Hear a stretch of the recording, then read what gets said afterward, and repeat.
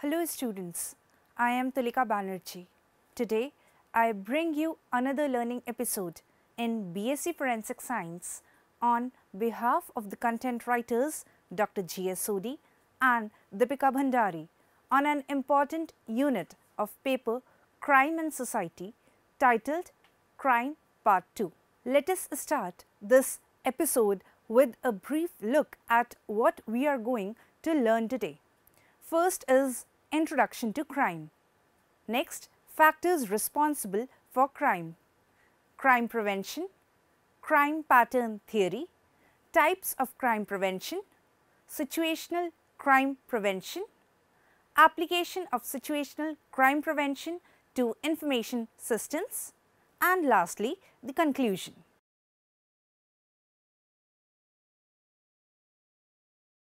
Introduction. Crime. The legal definition of crime describes it as a behavior or activity in violation of the legal code. Paul Tappan defined crime as an intentional act or omission in violation of criminal law committed without defense or justification and sanctioned by the state for punishment as a felony or a misdemeanor. Crime has also been defined in social or non-legal terms. The social definition of crime is that it is a behavior or an activity that offends the social code of a particular community. Crime is an activity that breaks the laws and enforcements. Crime is not the problem of one home, neither of one person, but it is a problem plaguing the entire society. It costs not only in terms of monetary loss every year, but also represents an even greater loss in terms of human values, contentment and morals. In recent years, the crime graph is more appalling in not only India, but also all over the world. According to the legal definition as mentioned earlier, crime implies any act committed or omitted in violation of public law and for which the person is liable to punishment by indictment, presentment or impeachment. Crime is a universal phenomenon. Its etiology is extremely complex and the manifestations varies according to time, place and the individual. It also varies with historical periods, modes of life, economic conditions and social attitudes. Crime has been with mankind since the beginning of recorded history. Ever since man has attempted to find the most effective deterrents against crime, society has framed the theories of punishment and established the prison system to control the criminal behavior. But crime has continued unabated. The idea of a crime-free society is a utopian concept. Thus, the researchers suggest that we should place emphasis on prevention of crime.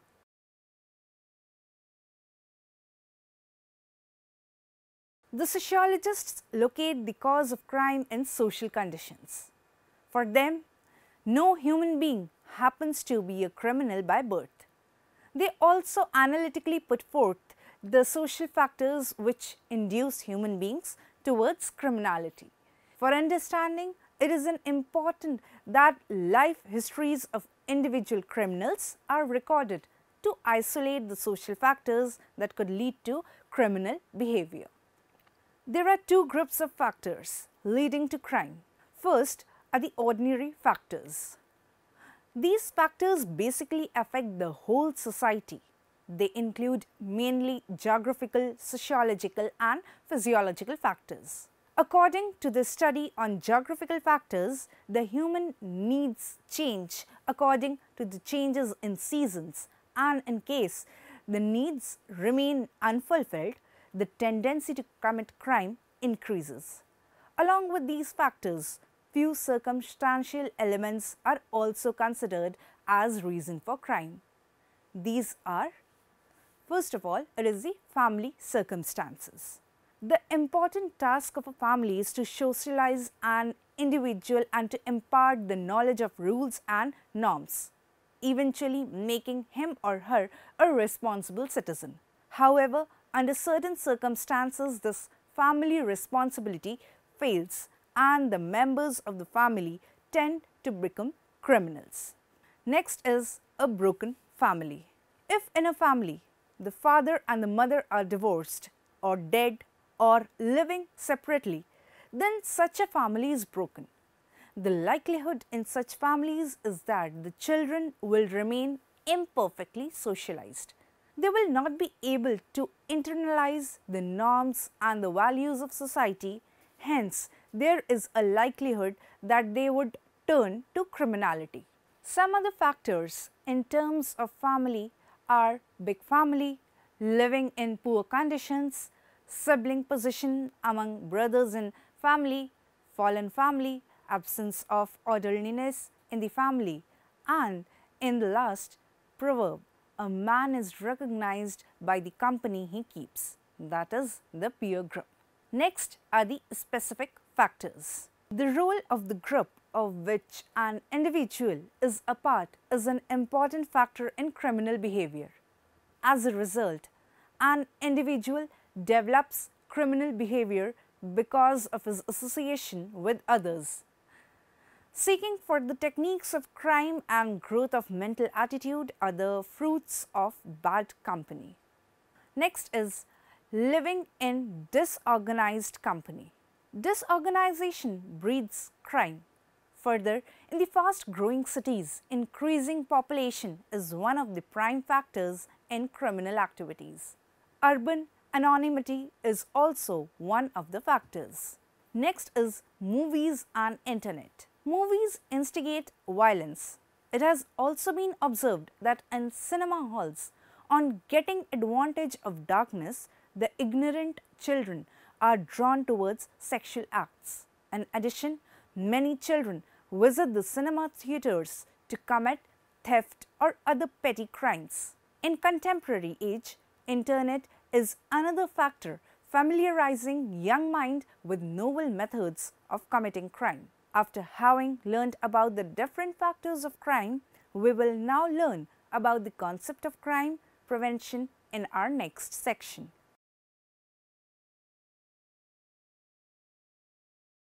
The identification and evaluation of crime risk and introduction of an action to prevent or lessen its effect is known as crime prevention. It includes efforts for creating public awareness and various measures to prevent crime. It is the concept of self-defense in which police and public come together to prevent commission of a crime. Various crime prevention programs have been initiated to reduce crime and to create public awareness against crime and its prevention. It is always much better to prevent crime rather than dealing with victims and committers of a crime. One must remember that the prevention of crime is not an individual's business, but it is a combined effort to complete society. In India, Crime Prevention Council of India was set up similar to a previously formed organization, Aparadh Nirodhak Samiti, formed in 1938. The main purpose of this council is to identify crimes and create an atmosphere to bring change in criminal tendency of individual so an extent that they start hating crime. Various seminars and meetings are conducted to create awareness and to make society free from crimes.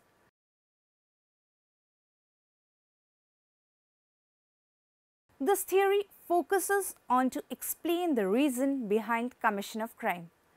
Crime can never be random, either it is opportunistic or planned.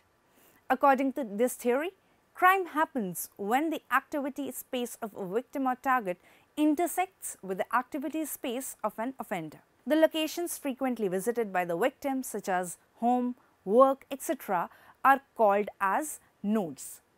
The routes followed by a person to and fro from these nodes are known as personal paths. A perimeter is created where personal paths connect with the nodes. If these areas provide the offender easy accessibility and opportunity to commit crime, then crime will occur. The areas with large number of nodes such as shopping places, restaurants, etc.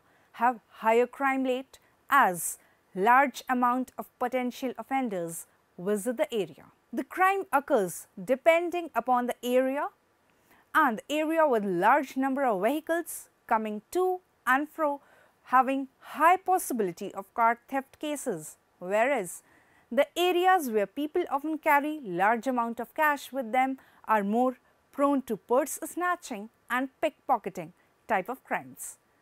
Therefore, this theory helps in providing an organized way to discover patterns of behavior.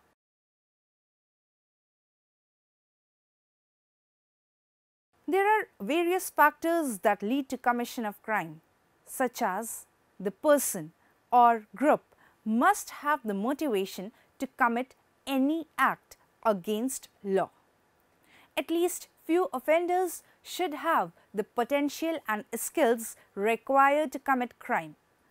The offenders must get an opportunity to commit crime. There are basically 4 types of prevention. First is primary prevention. It deals with individual and family level factors which lead to criminal tendencies. Attachment to school and involving children, pro-social activities decrease the chances of criminal tendency.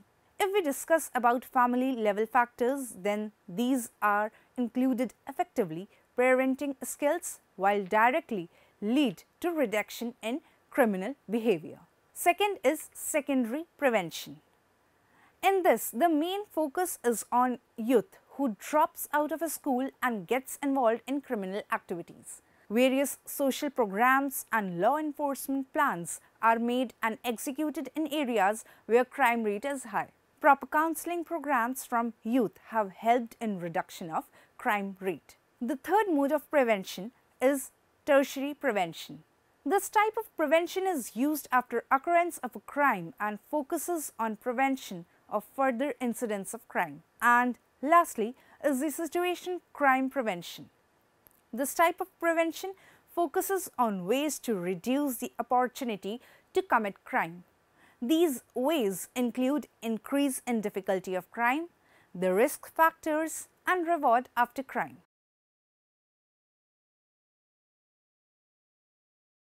It is a comparatively new concept focusing on employing new techniques to reduce the opportunity of crime.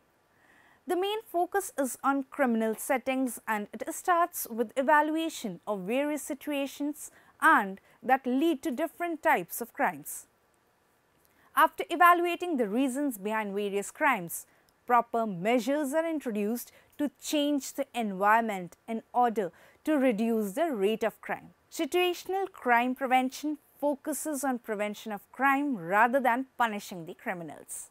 The main target of this type of prevention is to make criminal activities less attractive to offenders.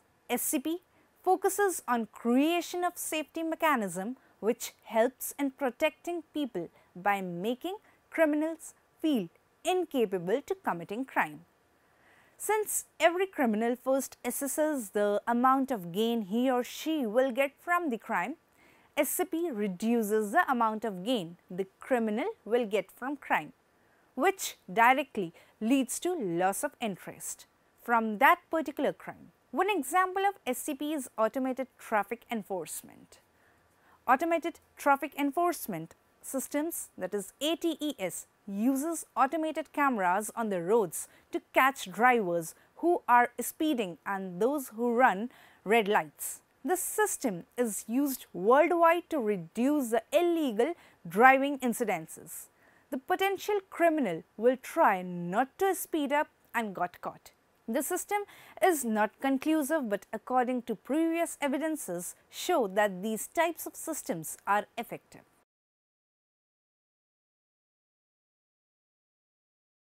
Situational crime prevention, or SCP, tries to deviate from the dispositional theories of crime commission that is, the influence of psychosocial factors or the genetic makeup of the criminal, and to emphasize on those environmental and situational factors that can possibly encourage the criminal activities. Therefore, instead of focusing on the criminal, SCP concentrates on the situations that lead to crime commission. Understanding these settings lead to initiation of measures that, after the environmental factors, with the aim of reducing opportunities for criminal behavior. Other characteristics of SCP are targeting particular types of crime, example cybercrime, targeting to raise the effort and drop potential risks of crime, decreasing offensive phenomena. Let us discuss the various applications of SCP one by one now. First is safeguarding. The principle of safeguarding is much more applicable to cyber environment. These safeguards are introduced in order to put impact on potential offenders' view of risks and benefits of crime commission. If the offender discovers that a particular crime involves less or no risk, the chances of occurrence of that crime increases. SCP implements safeguards to those areas where the offender thinks that committing crime is not favorable. As discussed earlier, if speed cameras are installed everywhere to check over speeding by offenders, then the offender will try not to overspeed in order to prevent himself or herself from getting caught. This is the main purpose of SCP, in which it makes the situation unfavorable for the offender to commit crime. The second is application to cyber crimes. It has been recommended that the cyber criminals must be judged in terms of their criminal traits such as skills, knowledge or sources, access and motives. Criminals involved in cybercrimes have high degree of these traits, and this is the main reason which proves SCP to be more beneficial to cybercrimes as compared to other general crimes. 25 techniques of SCP were proposed by Clark under the following broad headings, such as increasing the effort to commit the crime. The use of security systems such as firewalls, passwords, encryption, etc. leads to increase in efforts to be put by offender to commit the crime. Next is increasing the risk of committing the crime. The risks of crime commission increases by reinforcing authentication procedures, using thumbprints, photographs, ID proofs, etc. for accessing database, online purchases at ATMs, etc. Third is decreasing the rewards of committing the crime. If targets are removed and cyber places are disrupted, then the reward of committing crime is reduced. This can be done by putting penalties on hacking, instant notification in case of stolen or lost credit or debit cards, monitoring or blocking internet sites and spams, etc. Fourth is decreasing any provocation or excuses for committing the crime. By maintaining the employee-management relationship and avoiding disputes and temptations, this can lead to decrease in excuses for committing crime. Creating awareness about responsible usage of policies is very important for reduction of provocations or excuses for crime commission. It has been recommended that the philosophy behind situational crime prevention may also be beneficial in refining information systems or IS security by reducing the rewards criminals may assume to get from a crime. This philosophy focuses on affecting the motivation of criminals and has three basic elements, that is, increasing the apparent difficulty of crime, increasing the risks and reducing the rewards. IS professionals and others who want to reduce crime related to computers should use the same methods and ways. These can be used to remove crimes related to business assets also. The best and efficient way to fight computer crimes is to understand and predict the behavior of the criminal. The major benefit of SCP over other IS measures is that it does not target on crime from criminals' perspective. The storing of all the valuable data is taking place through computers today. Hacking, virus threats, etc. have increased with time, which leads to theft of information, which causes high financial losses also. Proper measures and IS security technologies to protect businesses against such crimes is very important.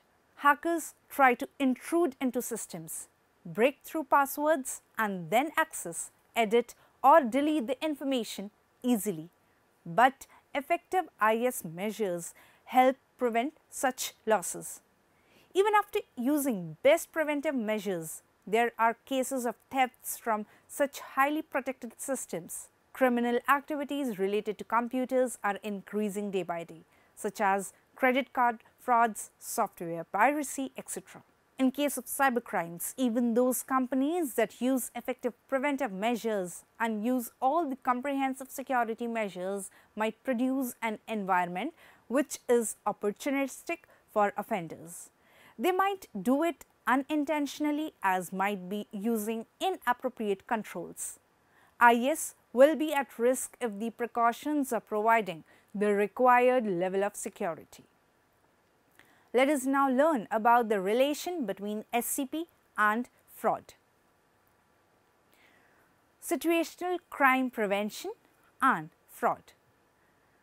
The systems which are developed to eliminate crime from the environment use strategies such as risk assessment, in which the transactions, clients, situation, etc.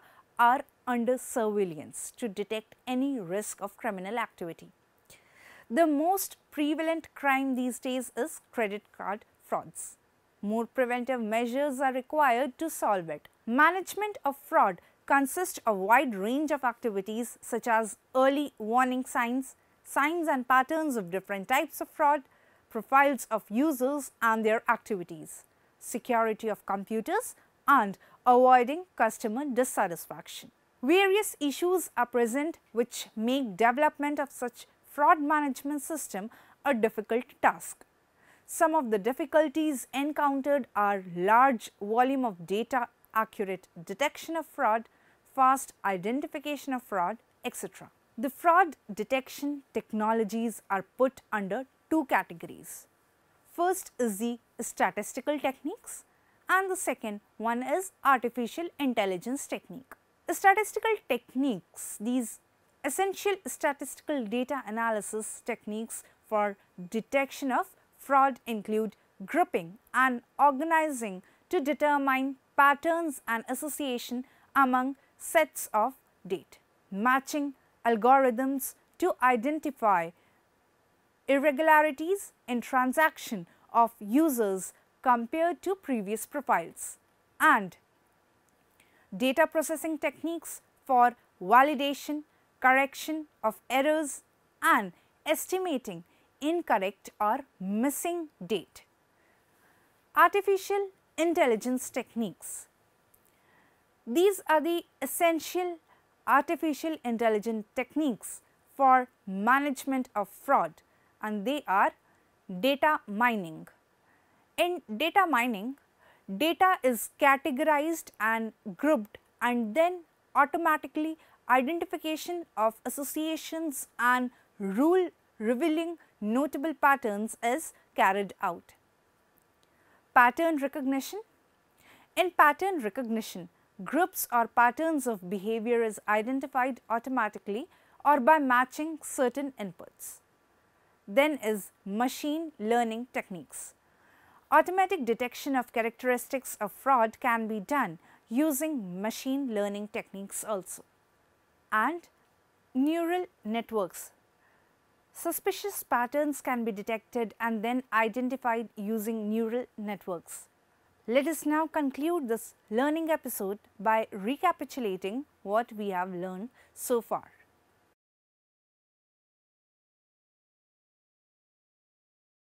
Paul Tappen defined crime as an intentional act or omission in violation of criminal law committed without defense or justification and sanctioned by the state for punishment as a felony or a misdemeanor. The social definition of crime is that it is behavior or an activity that offends the social code of a particular community. The sociologists locate the causes of crime in social conditions. For them, no human being happens to be a criminal by birth. They also analytically put forth the social factors which induce human beings towards criminality. For understanding, it is important that life histories of individual criminals are recorded to isolate the social factors that could lead to criminal behavior.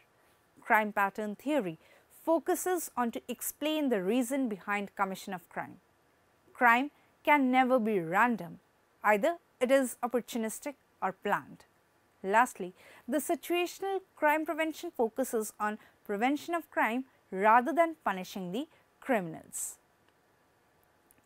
The main target of this type of prevention is to make criminal activities less attractive to offenders. SCP focuses on creation of safety mechanisms which help in protecting people by making criminals feel incapable to committing crime.